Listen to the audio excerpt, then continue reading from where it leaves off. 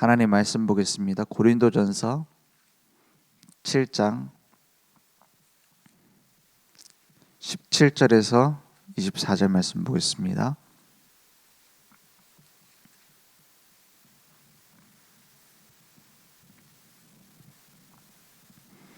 고린도전서 7장 17절에서 24절.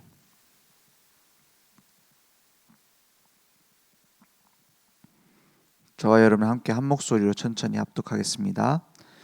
오직 주께서 각 사람에게 나눠주신 대로 하나님이 각 사람을 부르신 그대로 행하라.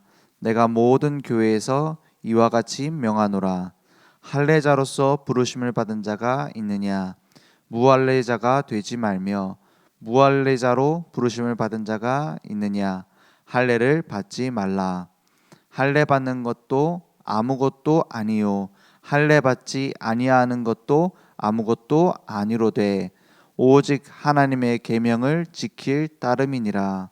각 사람은 부르심을 받은 그 부르심 그대로 지내라. 내가 종으로 있을 때에 부르심을 받았느냐? 염려하지 말라. 그러나 내가 자유롭게 될 수 있거든 그것을 이용하라. 주 안에서 부르심을 받은 자는 종이라도 주께 속한 자유인이요 또 그와 같이 자유인으로 있을 때에 부르심을 받은 자는 그리스도의 종이니라. 너희는 값으로 사신 것이니 사람들의 종이 되지 말라. 형제들아, 너희는 각각 부르심을 받은 그대로 하나님과 함께 거하라. 아멘. 우리가 그리스도인의 삶을 가장 잘 요약한 말이 있다면 뭘까요? 그리스도인은 묶여있는 자처럼 보이지만 자유인이요 자유인이지만 그리스도의 종입니다. 그것을 누리는 것이 신앙생활이고 그리스도인의 삶입니다. 어떤 면에서는 이해 안 되는 말일 수도 있어요. 자유하다면서 너는 자꾸 종이라고 하냐? 우리가 뭐 주의 종 이런 말들을 막 좋은 말로 많이 써서 그렇지 실제로 보면 노예란 말이에요. 신분제도가 있는데 노예라면은 제일 낮은 계급 아닙니까? 그래서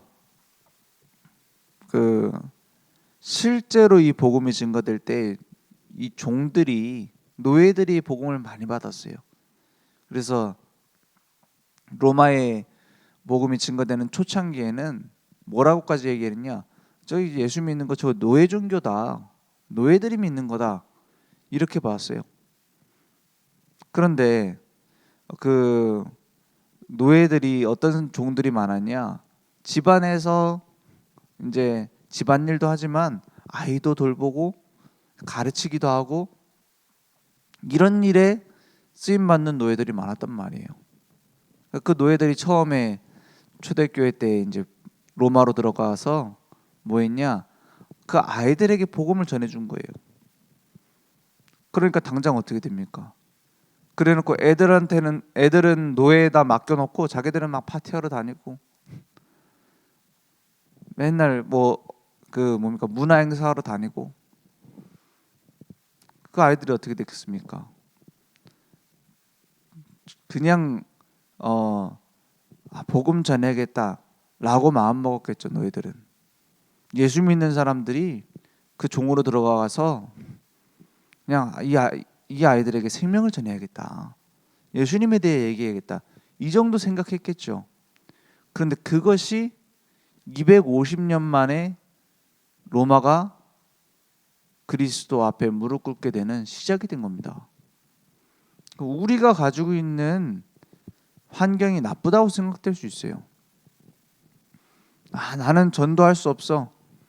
나는 지금 상황에서 뭐 세계복음화? 나랑은 지금 상관이 없어. 라고 생각할지도 모릅니다. 근데 그게 아니에요. 노예로 가 있는 것이 세계복음화하는 최고의 선교지였어요. 그죠? 내가 있는 환경이, 내가 있는 상황이 세계복음화의 최고의 선교지입니다. 이걸 못 깨닫는다면 하나님의 절대 주권을 인정 안 하는 거예요. 이걸 못 깨달으면 하나님 내게 주신 절대 언약을 놓치는 겁니다. 절대 계획이 있거든요. 그래서 어디에 있든지 내가 있는 그곳에 하나님의 계획은 숨겨져 있다. 그래서 부르심을 받은 그대로 지내라 그랬어요. 이 얘기를 지금 계속하고 있죠. 17절에 보니까 오직 주께서 각 사람에게 나눠주신 대로 하나님이 각 사람을 부르신 어떻게 해요? 그대로 행하라. 내가 모든 교회에서 이와 같이 명하노라. 나를 부르신 그대로 행하라 그랬어요. 이걸 자꾸 부인하고 이걸 자꾸 넘어서려고 하니까 문제가 되는 거예요. 그러니까 왜 교회에서도 분쟁이 생깁니까? 막 서로 서열 싸움하고 자리 싸움하고 그런 일들이 왜 일어나요? 하나님이 나를 부르셨는데 그 부르신 대로 사는 게 아니라 자꾸 넘어서요. 그러니까 뭐 세상 말로 선 넘는다 하죠. 서로 살려주고 해방시켜주고 소망을 줘야 될 건데 자꾸 내가 그 위에 서려고 하고요. 내가 주장하는 것대로 이루려고 하고요. 막 자리 차지하려고 하고요. 그래서 문제란 말이에요. 그래서 지금 그 우리나라의 어떤 이런 정치 문화 분위기가 아이들이 굉장히 안 좋습니다. 굉장히 안 좋아요. 뭐가 안 좋냐?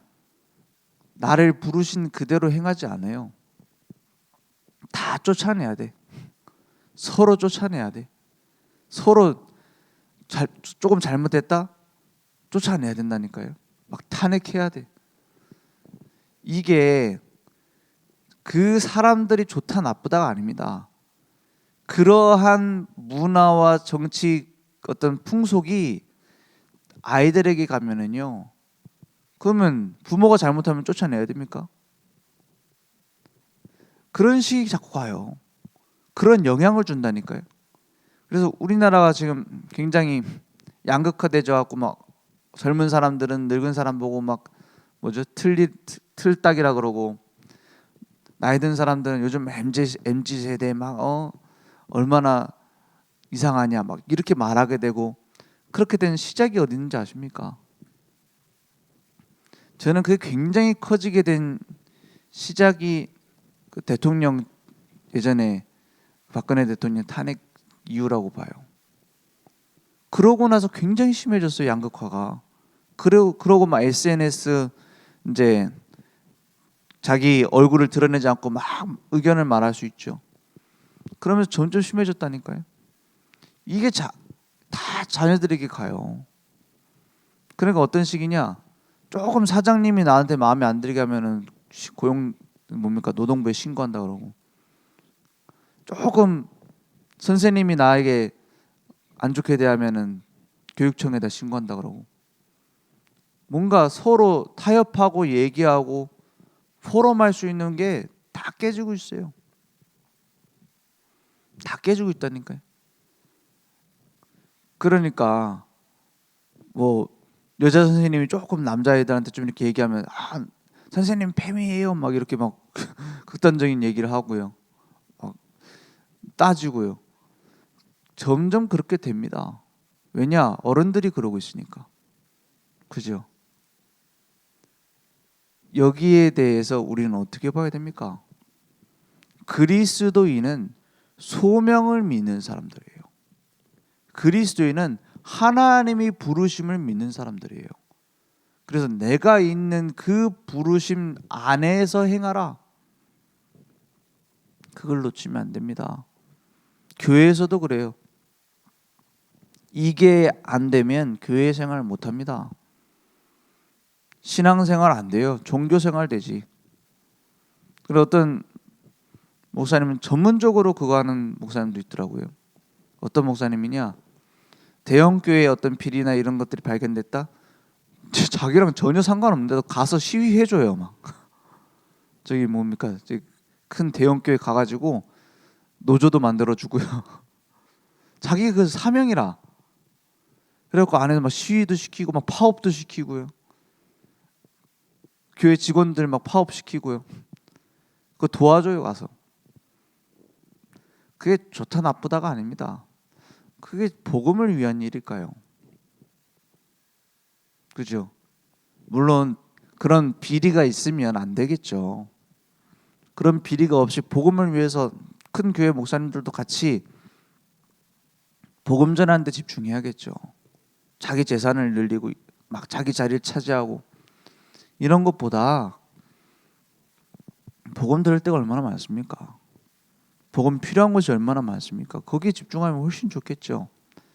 근데 내가 있는 현장은 생각 안 하고 계속 그런 식으로 살아요. 그러니까 결국에는 사단의 놀이터가 되는 거예요. 누가 기뻐하겠습니까? 하나님이 기뻐하겠습니까? 사단이 기뻐하겠습니까? 그걸 따라서 삽니다.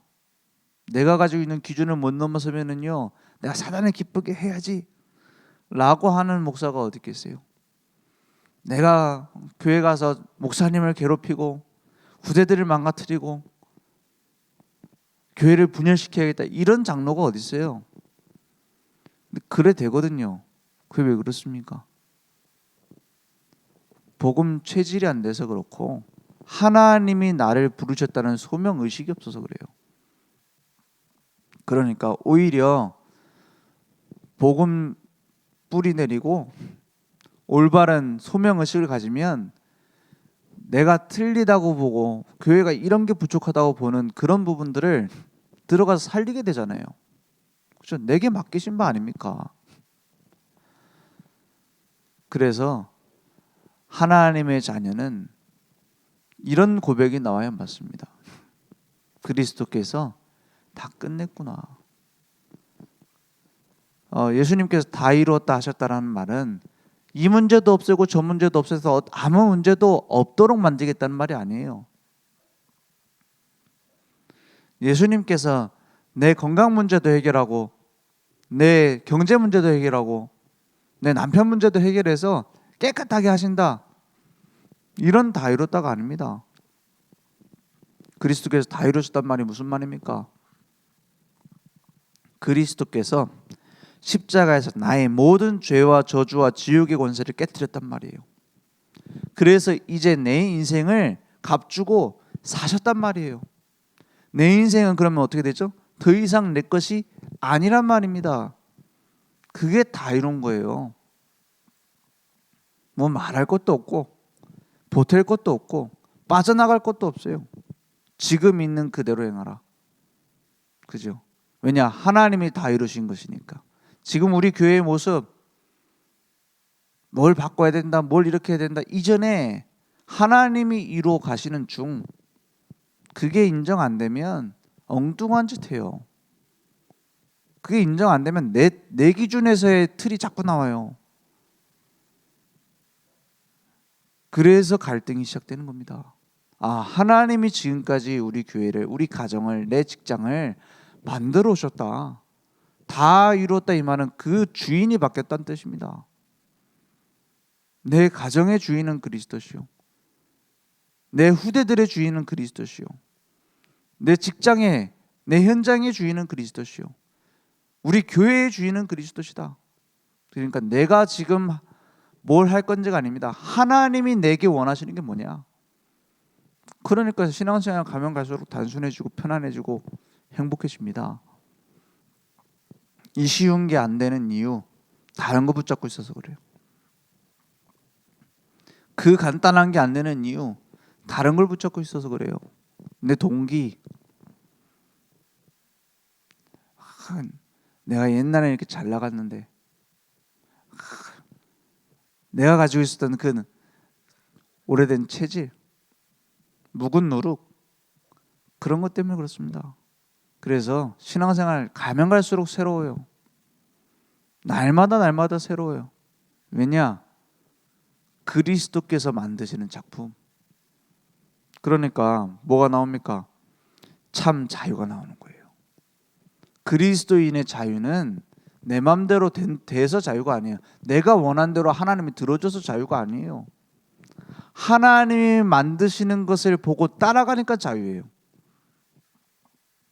우리 교회가 내가 원하는 대로 이렇게 가야 돼. 내 직장은 이렇게 가야 돼. 내 가정 이렇게 가야 돼. 그러면 오히려 더 어떻게 되죠? 묶인다니까요. 복음 오래 들었는데 더 자유가 없어요. 더 뭡니까? 묶여버려요. 묵은 누룩에 딱 잡혀버려요. 하나님께서 하시도록 내버려 두면 되잖아요. 그죠? 하나님께서 만드시는 대로 따라가면 되잖아요. 거기에서 내게 맡기신 것이 있다. 거기에 올인하면 되잖아요. 그러니까 신앙생활 쉬운 겁니다. 가면 갈수록 쉬워져요. 왜냐? 명확해지니까요. 아, 하나님이 내게 주신 건 이거고 안 주신 건 이거구나. 그럼 내게 주신 거 하면 되잖아요. 그게 평생 흔들리지 않는 비결입니다. 갈대가 바람 부는 대로 누우니까 꺾이지 않아요. 대나무가요, 바람 부는 대로 싹 같이 가니까 튼튼한 나무처럼 보이는데 이런 고목나무는 꺾이는데도 대나무는 안 넘어져요. 내진 설계하면은 지진 나면 흔들립니까? 안 흔들립니까? 내진 설계가 되어 있으면요 더 잘 흔들려요. 대신에 무너지지 않도록 균형을 잘 잡으면서 흔들려요. 그래서 신앙생활 내진 설계가 잘 돼 있어야 돼요. 신앙생활에 우리 이제 초등학교 6학년 아이들 졸업하잖아요. 초등부 예배는 어제가 마지막이었잖아요. 이제 올라가잖아요. 다음 주에는 이제 같이 함께 예배드리고 졸업하니까 아이들에게 어떤 메시지를 줘야 되냐 하는데 이미 학원 보고만 메시지에 시스템 세워라 돼 있더라고요. 시스템이 뭐냐? 영적 내진 설계를 하는 거다. 야긴과 보아스 기둥이 세워지는 거다. 물론 그 전에는 이제 오후 예배 주신 말씀이니까 그 얘기는 안 했지만 같은 말씀이 계속 나오더라고요. 그렇죠? 하나님은 한 분이시니까 주시는 말씀 하나 아닙니까? 흔들리지 않는 기둥 같은 내진 설계를 해라. 흔들리지 않는다는 게 문제 오면 안 흔들린다 이 말이 아니에요. 오히려 내진 설계를 하면 더 잘 흔들려요. 뭐냐? 하나님의 뜻과 계획에 맞춰서. 복음의 올바른 뿌리 내려 있으면, 내진 설계가 돼 있으면, 뿌리 내려져 있으면 아무리 흔들림이 와도 상관없다. 말씀 따라서 가면 된다. 기도 따라서 가면 된다. 그 영적 내진 설계, 그 말씀 전달했어요. 이제 중학교 가면은 이제 청소년이 되면 세상에 흔들릴 것 너무 많이 온다. 내진 설계가 돼 있으면 그걸 맞춰주면서 부름 받은 그곳에서 흔들리지 않고 쓰임 받게 된다. 그렇잖아요. 복음의 뿌리 내려라. 하나님과의 관계에 집중해라. 거기에서 참 자유가 옵니다. 물고기가 물을 나와가지고 내 맘대로 가겠다고 하면 자유가 아닙니다. 죽는 거죠. 나무가 나는 땅이 답답하니까 튀어나와서 내 맘대로 살겠다. 그건 자유가 아니라 방종입니다. 죽습니다.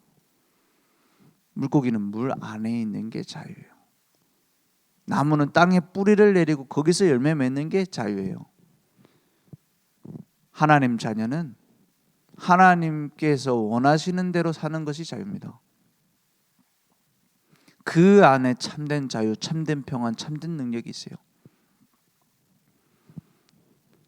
그게 인정 안 돼가지고 내 맘대로 계속 가겠다? 그럼 마귀는 좋죠. 마귀가 와가지고 막 네 맘대로 살아라. 너를 자살아. 자식한테 매이지 말고 네 인생을 찾으세요. 얼마나 좋은 말입니까? 너 안에는 진정한 너 자신이 또 있다. 그걸 찾아라. 명상해라. 얼마나 좋습니까? 창세기 3장 말씀 그대로요. 네가 하나님처럼 되는 것. 우리는 내가 지금 있는 그 상황이 하나님이 이루시는 일임을 믿습니다. 그래서 너는 내게 부르짖으라. 내가 내게 응답하겠고 네가 알지 못하는 큰 일을, 크고 은밀한 일을 이루겠다고 하잖아요. 크고 비밀한 일을 이루겠다 하잖아요. 그 전에 뭐랍니까? 일을 행하는 여호와, 그 일을 지어 성취하는 여호와, 그 이름을 여호와라고 하는 이가 이렇게 말한다 했어요. 너는 내게 부르짖으라. 일을 누가 만들어요? 하나님이 만들었어요. 누가 지어 성취해요? 하나님이 지어서 하나하나 만들어가요. 그걸 인정하는 겁니다. 절대 주권. 그 안에서 그 레일을 따라서 가는 게 참된 자유입니다. 구원의 은혜를 따라서, 말씀의 은혜를 따라서. 그러니까 그리스도께만 집중하는 겁니다. 그게 참된 자유입니다. 오직 그리스도께 집중해요. 오직 말씀 안에 거예요. 말씀 따라가요. 성령 인도 따라가요. 감사와 찬양하면서 이제 전도자의 삶을 가는 겁니다. 아니 그러면 정해진 대로 가는 게 자유입니까? 진짜 자유는요, 순종이 자유입니다. 진짜 자유는요, 내 것을 버리는 게 자유입니다. 왜냐? 그리스도가 나의 자유예요. 그죠? 하나님이 이루시는 계획 속에 있는 게 자유입니다. 그거를 안 하겠다고 도망 다니면 이제 거기서 모든 고생이 다 나오는 거예요. 그래서 오늘 뭘 결단하냐? 어떤 사람은 그래요. 나는 갈라디아서 2장 20절이 돼야 된다. 나 자신을 죽이고 버려야 되는데 그게 잘 안 된다. 더 중요한 게 있습니다. 갈라디아서 2장 20절의 핵심은 그게 아니에요. 나를 죽이는 게 아닙니다. 내 안에 그리스도께서 사시는 겁니다. 내 것이 그러니까 필요가 없어지는 거예요. 필요가 없어지는 거예요. 내가 운전해 가는 게 훨씬 편하네요. 최고의 운전수 되시는 주님이 운전해 가시는 게 편합니까? 험난한 길이 막 앞에 있어요. 운전 더 잘하는 사람한테 맡겨야 될 거 아닙니까? 내 운전대를 주님께 맡겨요. 그러면 참된 자유가 내게 찾아옵니다. 오늘 그러한 응답이 내게 있기 원합니다. 기도하겠습니다. 하나님 감사합니다. 우리는 이제 그리스도 안에 자유인이요, 우리의 모든 것은 주님의 것이니 그리스도의 종이 된 줄 믿습니다. 오늘 그 속에서 참된 자유를 누리며 참된 그리스도의 제자로 하나님만 따라갈 수 있도록 주님 역사해 주시옵소서. 오늘 참된 응답을 발견하는 증인들 될 수 있도록 역사해 주시옵소서. 예수 그리스도 이름으로 기도했습니다. 아멘. 하늘에 계신 우리 아버지여, 이름이 거룩히 여김을 받으시오며 나라의 임하옵시며 뜻이 하늘에서 이룬 것 같이 땅에서도 이루어지리이다. 오늘날 우리에게 일용할 양식을 주옵시고 우리가 우리에게 죄 지은 자를 사하여 준 것 같이 우리 죄를 사하여 주옵시고 우리를 시험에 들게 하지 마옵시고 다만 악에서 구하옵소서. 내게 나라와 권세와 영광이 아버지께 영원히 싸움나이다. 아멘.